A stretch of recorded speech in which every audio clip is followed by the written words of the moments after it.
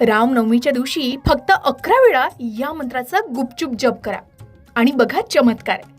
कारण काही मंत्र अत्यंत प्रभावी मानले जातात. हे मंत्र तुम्ही मनातल्या मनात अगदी गुपचूप जपलेत तरी त्याचे मोठे फळ मिळू शकते.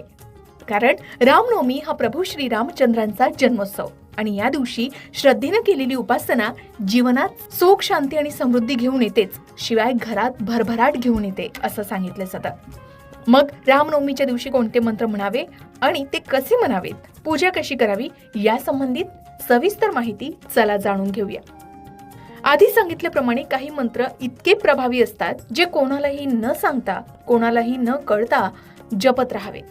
सर्वात प्रभावशाली मंत्र आहे प्रभू श्री रामचंद्रांचा सिद्ध मंत्र, श्रीराम जय राम जय जय राम, श्रीराम जय राम जय जय राम. हा अगदी साधा आणि सोपा मंत्र आहे. प्रभू श्री रामचंद्रांचा हा सिद्ध मंत्र मानला गेलाय. आपणही हा सर्वात प्रभावशाली मंत्र रामनवमीच्या दिवशी जपून पहा आणि चमत्कार अनुभवा. हे अनुभव शेअर करायला मात्र विसरू नका. दुसरा मंत्र आहे संकट मुक्तीसाठी. तो म्हणजे ओम रामाय नमः, ओम रामाय नमः. हा सुद्धा अगदी साधा आणि सोपा मंत्र आहे. याची चमत्कारिक शक्ती तुम्ही रामनवमीच्या दिवशी नक्कीच अनुभवू शकता. त्याचबरोबर सर्व कार्यात यश प्राप्तीसाठी आणखी एक मंत्र आहे, तो म्हणजे श्री रामचंद्राय नमः. याचबरोबर प्रभू श्री रामचंद्रांचा तारक मंत्र आहे राम. होय, फक्त राम या शब्दाचा जप करणं ही सर्वात मोठी साधना आहे असं सांगितलं जातं. मग या सर्वात प्रभावशाली मंत्रांचा जप तुम्ही फक्त 11 वेळा रामनवमीच्या दिवशी करू शकता. यापैकी कोणताही एक मंत्र घ्यावा आणि तो 11 वेळा गुपचूप जपावा, ज्याचे चमत्कारिक अनुभव तुम्हाला नक्कीच येतील आणि रामनवमीच्या दिवशी याची शक्ती सुद्धा तुम्हाला अनुभवायला मिळेल.